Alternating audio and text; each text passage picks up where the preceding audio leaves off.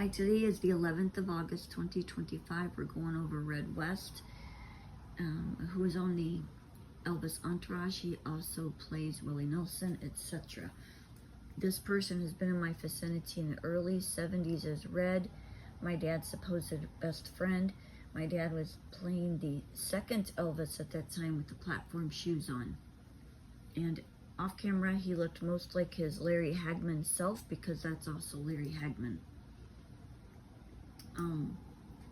So Elvis number 2 is also Larry Hagman, etc. He's played many other gigs too. Larry has played Antonin Scalia in the Supreme Court. He's played John Belushi. He played J.P. Richardson, the Big Bopper, and he played possibly Beaver, on Leave It to Beaver, along with possibly Spanky. Spanky was either him or it was his other brother who played the first Elvis. The first Elvis later became Linda Carter, Wonder Woman. So Red West was in my vicinity when I was really young in the early 70s and came back in 1975-ish as Dale Lockhart. He married my dad's ex-wife off camera. And my dad's ex-wife was Jackie Kennedy, who also played the second James Dean. There's 2 James Deans. Also, there's usually a taller and a shorter, and they will play each other. They do this all the time. I think it's to divide people, fighting for the gig, the understudy. If one's sick one day, then the other one will take over.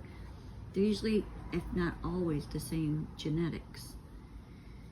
So he married Jackie Kennedy, aka James Dean, who later became Penny Marshall and Linda Gray, etc.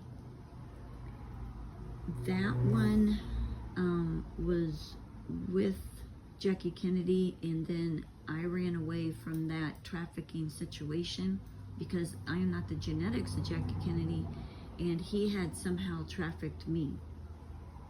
I ran away in 1976. We went to foster care for 4 years. When I came back, Steve Jobs was living with Jackie Kennedy. Steve Jobs has played that gig, and Steve Breyer in the Supreme Court, John Lennon, Buddy Holly, Minnie Mae Presley, etc. There was a swinging door at that house in the early 80s, and Dale Lockhart, or Willie Nelson, same dude, Red West, same dude, moved back in for a while, and Steve Jobs moved out. And then Steve Jobs moved back in, and Dale Lockhart moved out. It was weird. And they lived at 1542 Beaver Avenue, Southeast Cedar Rapids, Iowa. They have torn down the building because I have reported that they put us in an apartment next to them. They didn't even live in the same place as us. We had our own apartment as kids. And this is all about trafficking. This is what they were doing. And I'm sure this wasn't the only time they've done that. But they tore down the house, and now there's a new house in that location. But that was the old address, 1542 Beaver Avenue, Southeast Cedar Rapids, Iowa. And they may have also changed the address. I haven't looked yet. In 1984, I started work at at Chicken Shop in Cedar Rapids, Iowa. Dale, or Red West, had gone by a different name, recycled himself into Terry Ossie. He didn't do anything different. He just cleaned up a little bit. That's it. Terry Ossie, A-O-S-S-E-Y. They're part of the Islamic Center in Cedar Rapids. They had carpets. They own Zio Janos. They own Grinders in Davenport. And Zio Janos is the duplicate of that in Cedar Rapids, Iowa. Italian food is what that was. They owned other businesses too, but those are the ones that I knew about. Terry Ossie, I would have worked for him until 1986, and his wife's name was Mudiam Ossie, and his son's name was Jamal Ossie, and I don't know his daughter's name. I can't remember it. In 1998-ish, I moved to Fillmore Drive in Davenport, Iowa. Cause was next door. That was Willie Nelson again in a different gig. He claimed to be a recluse vet. He was a piece of shit. The neighbor kids said he was very mean. And he was placed there because he was there to attack me. The thing about that building is that Tina Habhab, aka Natalie Wood, who also played Mary Ann from Gilligan's Island, who is a little male, not a female, that one told me about that house. And that's how I knew about it. The owner I met through Tina, and Tina was setting me up at that time, and had been setting me up with Robert Redford, who was playing the fake doctor at Palmer College at that time. Tina even claimed, so Tina Habhab claimed, set me up at that house with Cause Next Door, aka Dale Lockhart, aka Terry Aussie. Well, Tina claimed to be cousins with Terry Aussie also, which was weird because these are different towns in Iowa. This isn't even the same town. These places are hundreds of miles apart, some of these places. So Terry Aussie and Tina Habhab were supposed to be, cousins. And Tina has been a Scottsdale, Arizona chiropractor for a while. I don't know if that one is still practicing or not.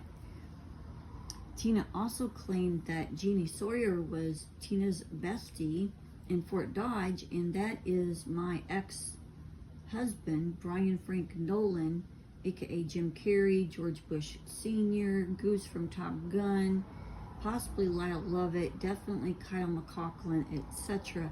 That's his supposed aunt, is Jeannie Sawyer, with the meat packing plant in Fort Dodge, Iowa. It's funny how Tina just happens to know all these people, and these towns are hundreds of miles apart.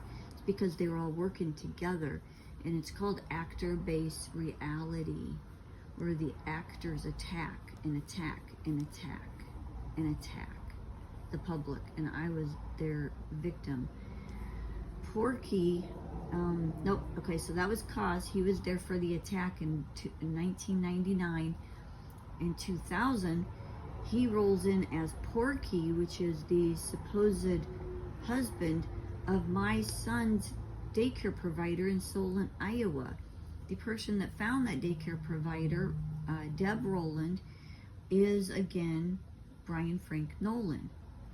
And there we go with Cause, or Porky, or Dale Lockhart, or Terry Aussie, or Red. And how many gigs is that? 1, 2, 3, 4, 5. That's 5 gigs at that point. And he recycles himself into Porky. So you'd probably want to look at the movie Porky's. He probably has something to do with that from way back. He was there in Solon to get to my son. That's why he was there, and that's why Brian sent him for daycare there. Now, at 12098 83rd Avenue, Seminole, in Florida, I lived there, and next door at 12066 was Willie Nelson again. And at this time, he has a big RV that he puts in between that house and the other house. He is, he was part of the domestic terrorism. He thought he would repeat back in 1999. He had attacked me from living next door, so he wanted to do it again. And that's why he has that house at 12066 83rd Avenue, Seminole. That was him again. And then 2 weeks ago, approximately 2 weeks ago, he rolls in to my office again. And the first thing he says to me is something rude and disrespectful, just like Dale Lockhart would do. The same thing. The same exact thing. He thinks that he can stalk and kill people and get away with it. He was there the day that I was electrocuted, and he fell against the door, and he knows that that is the truth because he was the only one there besides me. I knocked all the electricity out of the house when I was electrocuted. And he left me to die on that wooden floor. I was face down on the floor, and my spirit stood up behind my body and watched him. I didn't feel a damn thing. I didn't feel anything. I watched him, and he looked like he was going to pass out.